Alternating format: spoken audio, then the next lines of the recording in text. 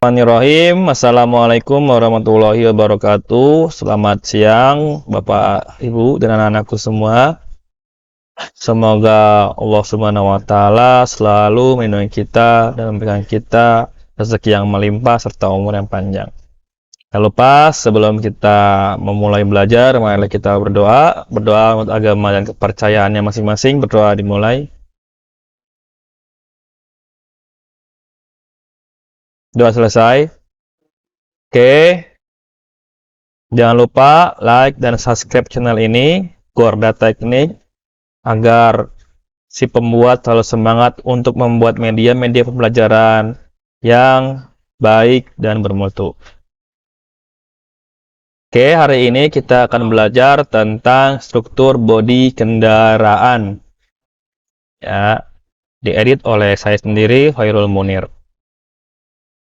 Oke, tujuan pembelajaran siang hari ini adalah 1. Menjelaskan sejarah bodi kendaraan. 2. Mengidentifikasi struktur bodi kendaraan. Khususnya pada kendaraan ringan ya, atau roda 4. Kita terbelakang sekitar tahun 1896 sampai dengan 1910. Bodi kendaraan waktu itu masih berbentuk atau berbahan dasar kayu. Kemudian berganti menjadi besi baja yang memiliki kekuatan baik. Namun,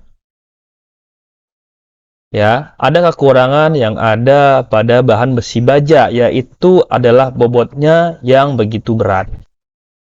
Lalu setelah para engineer melakukan perbaikan, maka bergeserlah pada suatu perubahan bahan, yaitu plate acer. Terus berkembang menjadi bodi aluminium, bahkan sekarang lebih canggih dan lebih tren adalah fiberglass yang memiliki bobot sangat ringan. Nah, pada bodi atau panel ya, memiliki konstruksi luar. Bagian ini merupakan tempat menempelnya berbagai macam panel dan dapat diumpamakan sebagai kulit dalam tubuh manusia. Ya, bagian ini terdiri dari panel-panel yang disatukan dengan beberapa jenis sambungan dan dapat terlihat secara langsung dari luar. Misalnya bumper, engine hood atau tutup mesinnya, kita sebut kap mesin. Kadang-kadang pintu sunroof, lubang di atas atap kendaraan agar sinar matahari udara bisa masuk. Roof, headlining, atap bagian dalam. Fender, bodi samping dekat roda depan atau sayap ya. Kaca boot lid, tutup bagasi belakang atau deck lid ya. Lampu-lampu dan sebagainya. Yang pertama, nomor 1 adalah atap kendaraan atau roof ya. Kedua, engine hood, kap mesin. Jadi kap mesin ini yang bisa dibuka untuk kita bisa mengecek mesin. 3. Dudukan kaca depan. Kaca depan. 4. Fender depan. Jadi ini fender depan ya. 5. Grill. 6. Molding. 7. Lampu depan. 8. Lampu kota atau lampu senja. 9 adalah lantai kendaraan. 10 adalah pintu belakang. 10 pintu depan. 11 pintu belakang. 12 adalah pilar ya. 13 adalah fender belakang. 14 adalah bumper. 15 adalah deck lid atau pintu bagasi. Nah, pada konstruksi dalam ya, bagian ini terdiri dari komponen-komponen yang ada di dalam mobil ya, atau dalam bodi kendaraan. Penguat-penguat dan panel-panel yang digunakan untuk menguatkan bodi kendaraan adalah 1. Unit lantai bodi kendaraan. 2. rangka bodi samping. 3. Dudukan kaca depan. 4. Cowl panel. 5. Unit rumah roda depan. 6. Bodi dudukan engsel. 7. Roof panel. 8. Dudukan kaca belakang. 9. Dudukan radiator. 10. Das panel. Lantai. Lantai biasanya terdiri dari beberapa komponen kecil yang dilas secara bersama-sama menjadi satu unit lantai. Semua panel lantai memiliki penguat pada bagian bawah. Bentuk dari lantai tidaklah rata, disesuaikan dengan tujuan, ya, dan lain-lainnya. Ada juga yang mementingkan aspek aerodinamis, aspek keindahan atau estetik, aspek ergonomi, dan lain sebagainya. Pada tipe komposit biasanya rata dan terpisah dengan sasis. Sedangkan pada tipe integral menyatu dengan sasis, biasanya tidak rata. Sini nomor 1 panel lantai depan, ya. 2 panel penahan lantasan belakang. 3 panel lantai belakang. Engine hood atau penutup mesin atau biasanya kita sebut kap mesin. Engine hood merupakan bagian bodi kendaraan yang menutupi komponen mesin. Kendaraan yang menggunakan engine hood biasanya berjenis sedan. Misalnya Toyota Camry, Suzuki Swift, Honda Civic, Mitsubishi Lancer, dan lain-lain. Dan beberapa kendaraan penumpang, misalnya Toyota Kijang, Suzuki, APV, Daihatsu Taruna, Mitsubishi Kuda, dan lainnya. Engine hood dipasang ke bodi utama menggunakan engsel. Nah, engsel ini ada 2 ya. Ada ray hinget, yaitu tutup mesin dengan engsel di belakang. Engine hood dibuka pada bagian depan. Jenis ini paling banyak digunakan pada kendaraan-kendaraan sekarang. Front hinget, yaitu tutup mesin dengan engsel di depan. Engine hood dibuka pada bagian belakang. Sudah jarang digunakan dan jarang ditemukan ya. Ketika engine hood ditutup, maka akan terkunci sendiri. Biasanya yang paling bagus itu diangkat. Ya, ketika diangkat, dikasih satu jarak langkah, baru dibanting pelan-pelan supaya bisa tertutup rapat. Kenapa sih kira-kira tidak ditekan gitu? Ada juga misalnya orang bilang ditekan. Sebenarnya tidak bagus ditekan ya, karena khawatir bodi akan penyok pada mobil-mobil baru. Ya. Sistem pengunci engine hood biasanya dihubungkan oleh kawat kabel yang dapat dioperasikan dari kursi pengemudi. Setelah pengunci ditarik, dia akan berbunyi tek. Kemudian engine hood bisa dibuka dengan menarik handle yang ada di bawah. Fender atau wings adalah komponen kendaraan yang menutup roda-roda. Dari konsep inilah berarti kendaraan pada umumnya memiliki 4 buah fender pada masing-masing roda. Namun, demikian ada beberapa mobil yang fender belakang tidak dilepas, sehingga seolah-olah fender hanya bagian depan saja. Fender melindungi konstruksi, suspensi, dan melindungi dari kotoran dan lumpur. Yang pemantik, pentingkah fender cover dipasang? Ada yang bisa bantu jawab? Oke, benar ya. Fender cover dipasang untuk mencegah mekanik ya ketika servis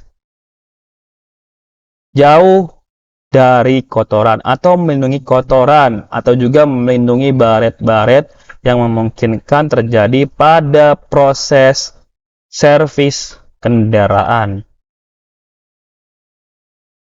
Cold dan dust panel. Cold adalah bagian bodi kendaraan yang berada di belakang engine hood. Bagian ini berfungsi sebagai pemisah antara ruang mesin dari gabungan ruang penumpang yang terdiri dari panel-panel kecil. Cold bagian atas dan bagian samping biasanya disambung menggunakan las menjadi satu kesatuan. Ada beberapa kendaraan yang menerapkan kerangka kaca pada bagian cold ini. Kadang, engsel pintu pun dapat diletakkan pada cold.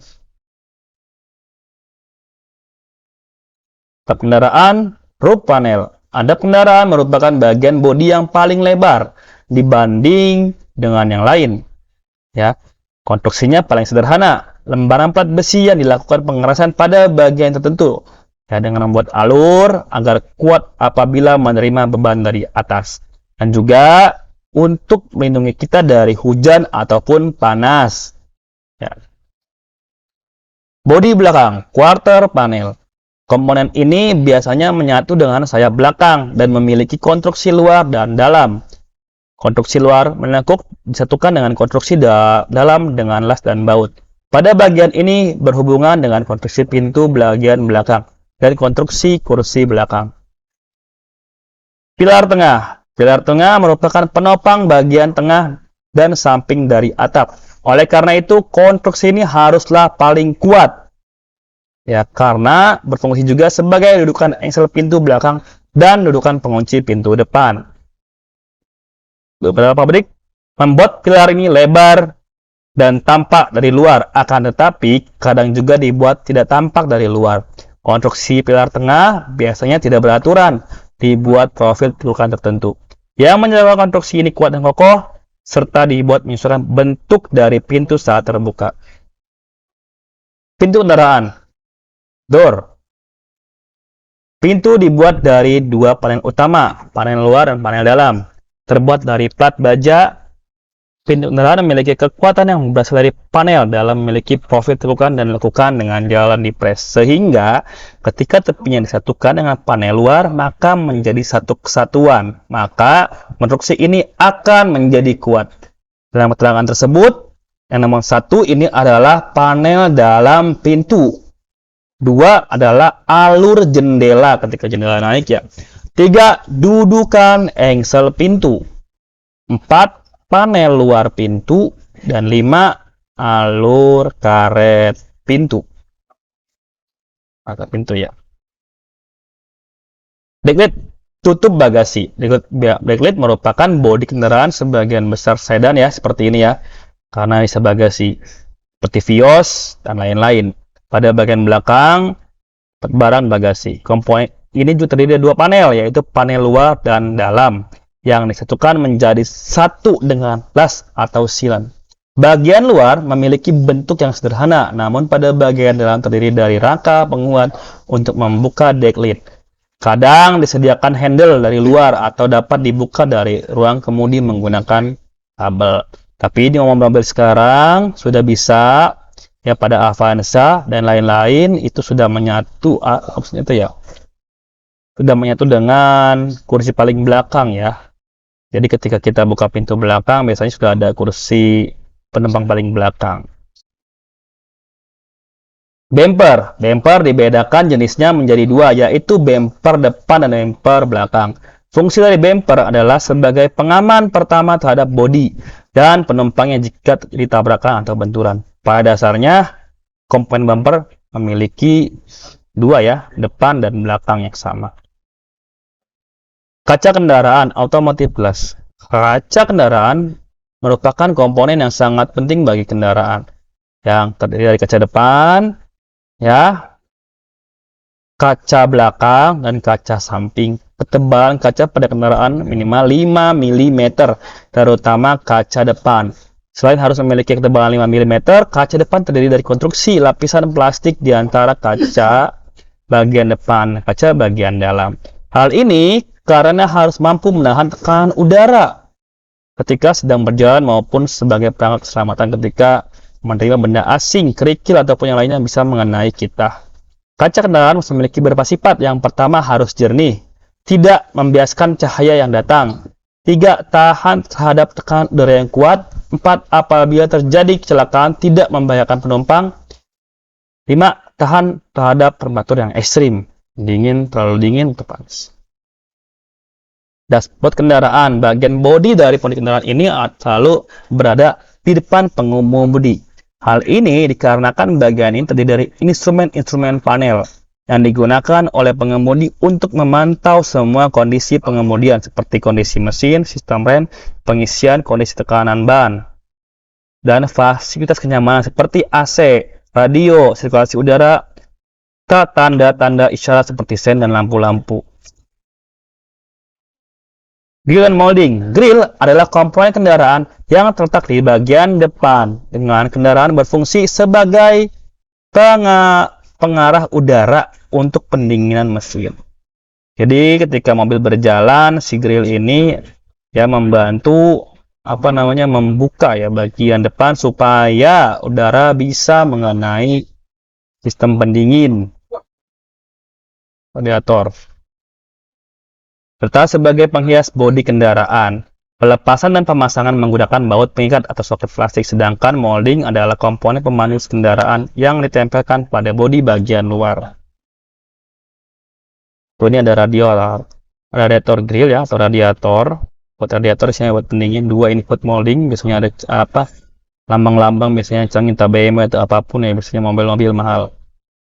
3 front deep molding, 4 join, 5 rear deep molding, 6 rear panel, 7 rear panel lower garnish, 8 strip molding, 9 fender steel. Tugas hari ini adalah 1, cek semua bagian bodi apa ada baret, korosi, dan kerusakan lainnya. Dan untuk pemeriksaan bodi mobil, jangan gunakan jam tangan, khawatir akan memberikan baret pada bodi. Jangan lupa minta lambat kerja pemeriksaan ke penguji ya. Oke, mungkin hari ini cukup. Semoga bermanfaat. Terima kasih. Kalau saya kurangnya, mohon maaf. Wassalamualaikum warahmatullahi wabarakatuh.